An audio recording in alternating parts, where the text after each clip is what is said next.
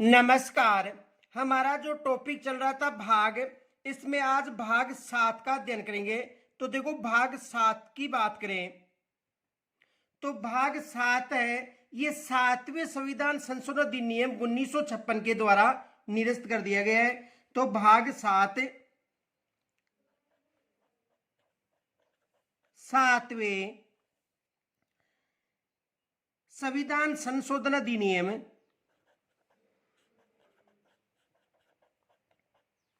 संविधान संशोधन अधिनियम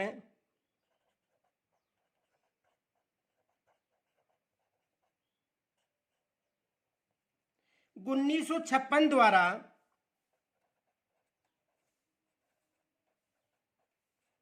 कब की बात है? 1956 द्वारा निरस्त कर दिया गया है,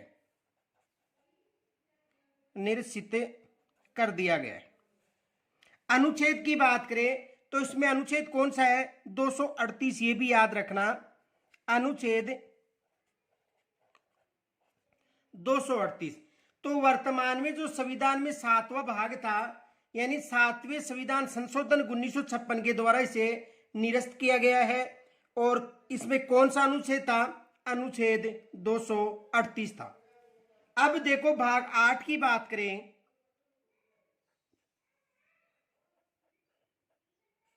भाग 8, तो देखो भाग 8 में संघराज्य क्षेत्र है। भाग 8 में क्या है? संघराज्य क्षेत्र। संघराज्य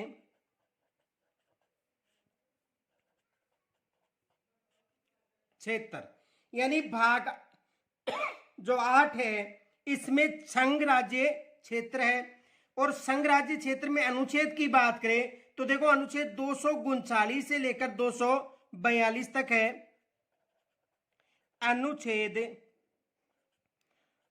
239 से लेकर 242 तक, यानी 7वां जो भाग था इसे निरस्त कर दिया गया है 7वें संविधान संशोधन द्वारा। कौन सा अनुच्छेद था? 238। भाग 8 की बात करें तो भाग 8 में संघराज्य क्षेत्र है, अनुच्छेद 239 से लेकर 242 तक। देखो, इसमें मोस्ट अनुच्छेद कौन कौन से हैं? एक तो अनुच्छेद 239 के की बात करें, अनुच्छेद 239 कै में क्या उल्लेख है? तो दिल्ली के संबंध में विशेष उपबंध का उल्लेख है। किस अनुच्छेद में? अनुच्छेद 239 कै में दिल्ली के संबंध में, दिल्ली के संबंध में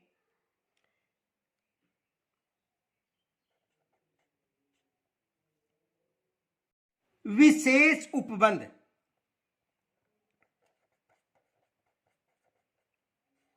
विशेष उपबंध। देखो, अनुच्छेद 239 कै में दिल्ली को राष्ट्रीय राजधानी घोषित किए गए, ये याद रखना। अनुच्छेद 241 की बात करें, अनुच्छेद 241, तो देखो अनुच्छेद 241 में यह उल्लेख है कि संघ राज्य क्षेत्रों के लिए उच्च न्यायालय होगा। संघ राज्य क्षेत्रों के लिए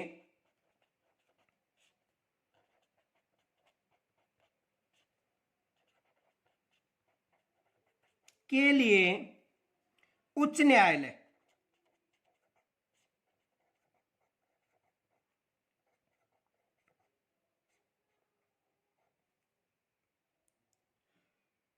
अनुच्छेद 241 में उल्लेख है संघ राज्य क्षेत्रों के लिए उच्च न्यायालय। अब देखो, यदि भाग 9 की बात करें तो भाग 9 में पंचायत का उल्लेख है, यानी पंचायती राज का। भाग 9 पंचायत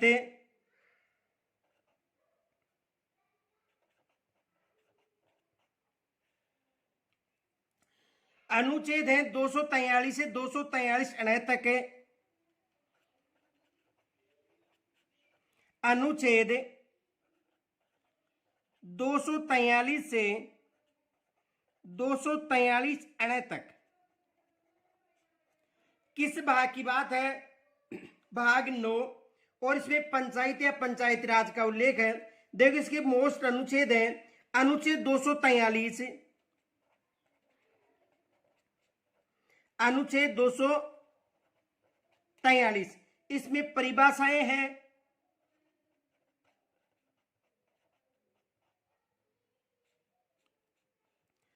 अनुच्छेद 243 क की बात करें तो इसमें ग्राम सभा का उल्लेख मिलता है।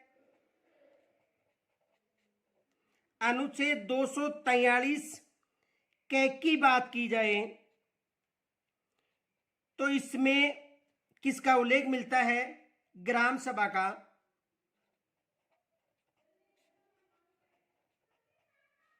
ग्राम सभा का किस अनुच्छेद की बात है? अनुच्छेद 243 क की बात करें तो अनुच्छेद 243 क में किसका उल्लेख मिलता है? ग्राम सभा का। अनुच्छेद 243 ख की बात करें, अनुच्छेद 243 ख की बात की जाए तो इसमें पंचायतों के गठन का उल्लेख मिलता है। पंचायतों के गठन का उल्लेख किस अनुच्छेद में है? अनुच्छेद 243 ख। यदि अनुच्छेद 243 घ की बात करें तो जो स्थानों का आरक्षण का उल्लेख मिलता है। अनुच्छेद 243 घ की बात करें तो स्थानों का आरक्षण है। स्थानों का आरक्षण है यानी पंचायती राज में आरक्षण का जो उल्लेख है वो किस अनुच्छेद में मिलता है? अनुच्छेद 243 घ में। यदि अनुच्छेद 243 ड की बात करें तो पंचायतों की अवधि का उल्लेख मिलता है। अनुच्छेद 243 अड़ तो इसमें किसका उल्लेख मिलता है? पंचायतों की अवधि का उल्लेख मिलता है। पंचायतों की अवधि। यदि अनुच्छेद 243 झ की बात करें तो वित्त आयोग का गठन का उल्लेख मिलता है। अनुच्छेद 243 झ।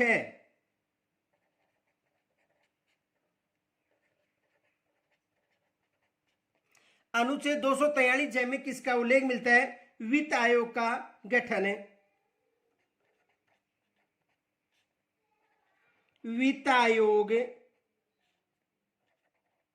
का गठन किस अनुच्छेद की बात है? 243 झ की। यदि अनुच्छेद 243 ट की बात करें तो पंचायतों के लिए निर्वाचन का उल्लेख मिलता है। किस अनुच्छेद में? अनुच्छेद 243 ट।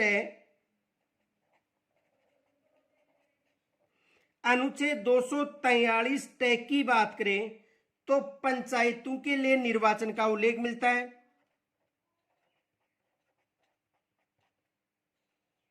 पंचायतों के लिए निर्वाचन किस अनुच्छेद में? अनुच्छेद 243 जो ट है इसमें उल्लेख मिलता है। देखो 73वें संविधान संशोधन 1992 की बात करें तो इसमें पंचायती राज को संवैधानिक दर्जा दिया गया था। किस अनुच्छेद में? देखो 73वें संविधान संशोधन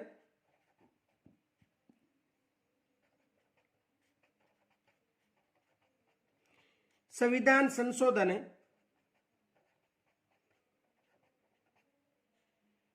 1992। तो इसमें पंचायती राज जो संस्था है इनको संवैधानिक दर्जा दिया गया था, ये याद रखना। पंचायती राज संस्थाओं को पंचायत राज संस्थाओं को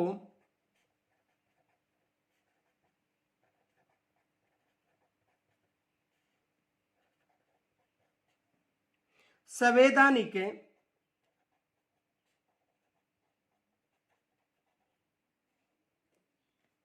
दर्जा दिया गया था।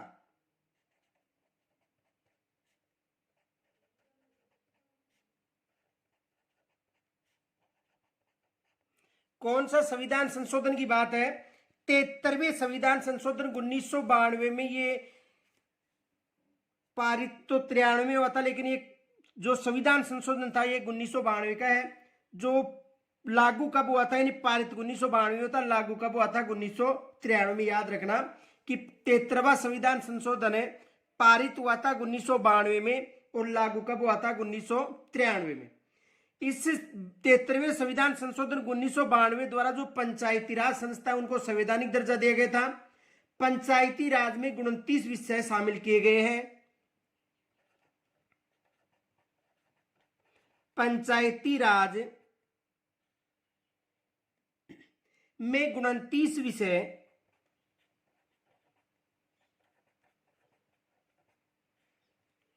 शामिल किए गए हैं।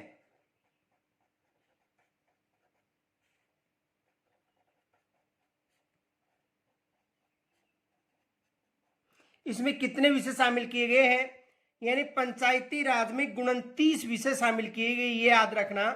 तो पंचायती राज अधिनियम 73वें संविधान संशोधन द्वारा 1992 में पारित हुआ था और 93 में लागू हो गया था और 29 विषय है। और 11वीं अनुसूची में भी किसका उल्लेख है?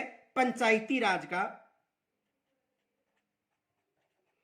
11वीं अनुसूची में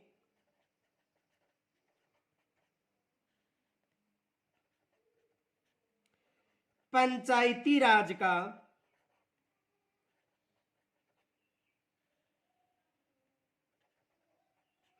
उल्लेख है। यानी किस अनुसूची में? 11वीं अनुसूची में पंचायती राज का उल्लेख है। अब देखो भाग 9 के की बात करें तो इसमें भाग 9 के नगर पालिकाओं का उल्लेख है।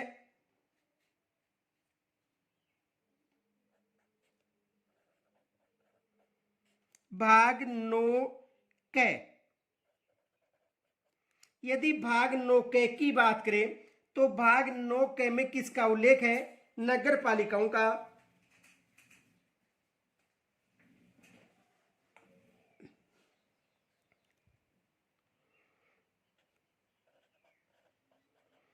नगर पालिकाएं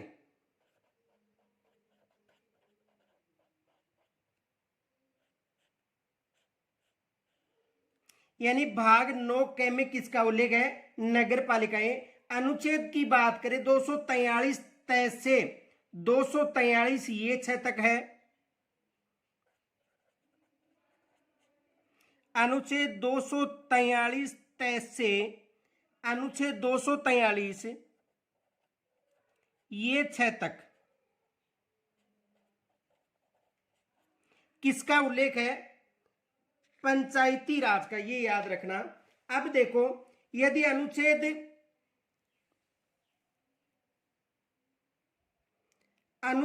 243 तय की बात करें तो इसमें परिभाषाएं हैं।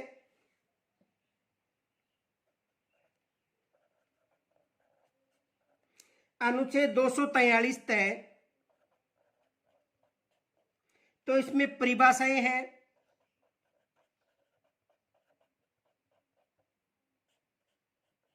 यानी नगर पालिका को परिभाषित किया गया है। किस अनुच्छेद की बात करें? 243 तय की। 243 तय की बात करें तो नगर पालिकाओं का गठन का उल्लेख है। अनुच्छेद 243 तय किसका उल्लेख है? नगर पालिकाओं का गठन है। नगर पालिकाओं का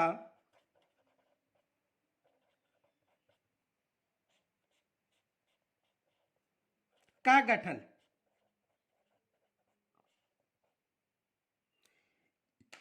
यदि अनुच्छेद 243 दे की बात करें तो नगर पालिकाओं की संरचना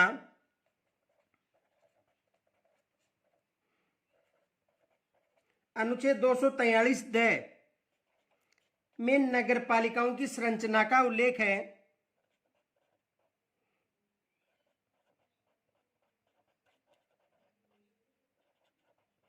नगर पालिकाओं की संरचना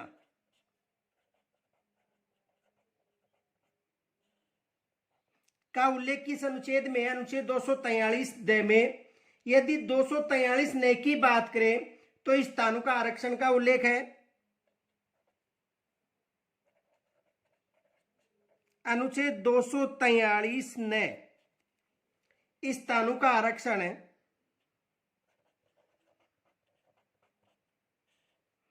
स्थानों का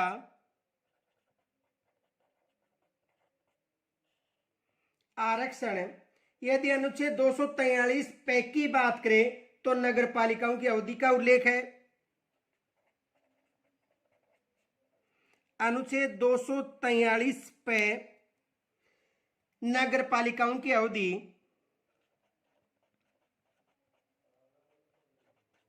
नगर पालिकाओं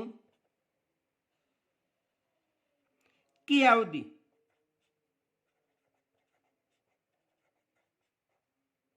किस अनुच्छेद में? अनुच्छेद 243 पे में। तो 74वां संविधान संशोधन है 1992।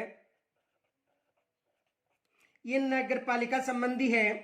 देखो, नगरीय स्वशासन व्यवस्था संबंधी विषयों की बात करें संख्या तो 18 है। नगरीय स्वशासन नगरीय स्वशासन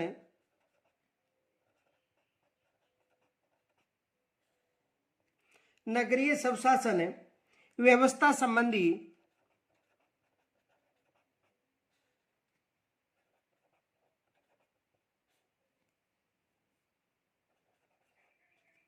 नगरीय स्वशासन व्यवस्था संबंधी विषयों की संख्या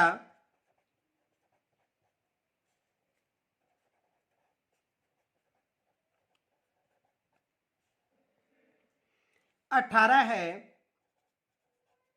और पंचायती राज्य व्यवस्था संबंधी जो विषयों की संख्या कितनी थी? 29। और 12वीं अनुसूची में नगर पालिकाओं का उल्लेख है। 12वीं अनुसूची में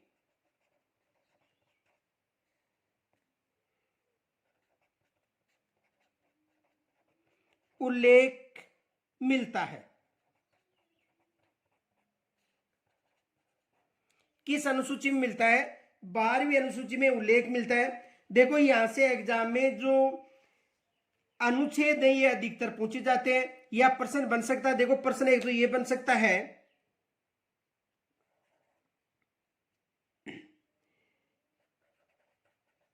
किस संविधान संशोधन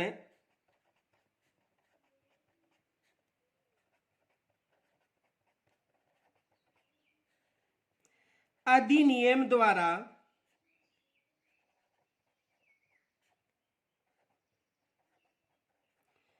पंचायती राज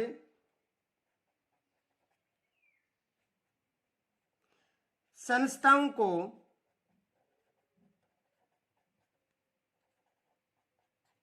यानी पंचायती राज संस्थाओं को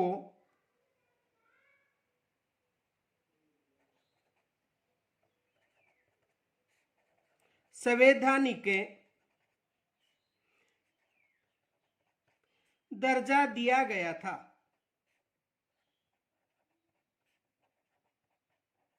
देखो, प्रश्न बन सकता है कि किस संविधान संशोधन अधिनियम द्वारा पंचायती राज संस्थाओं को संवैधानिक दर्जा दिया गया था? तो कौन सा संविधान संशोधन था? 73वां संविधान संशोधन। कौन सा संविधान संशोधन? 73वें संविधान संशोधन। यह प्रश्न बन सकता है किस संविधान संशोधन द्वारा नगर पालिकाओं को संवैधानिक दर्जा दिया गया था, या कोई भी अनुच्छेद पूछा जा सकता है। तो आज हमने भाग 9 तक अध्ययन किया। कल जो शेष भाग है उनके बारे में चर्चा करेंगे। यहां तक कोई समस्या हो तो मुझे कमेंट्स के द्वारा जरूर बताना। नमस्कार।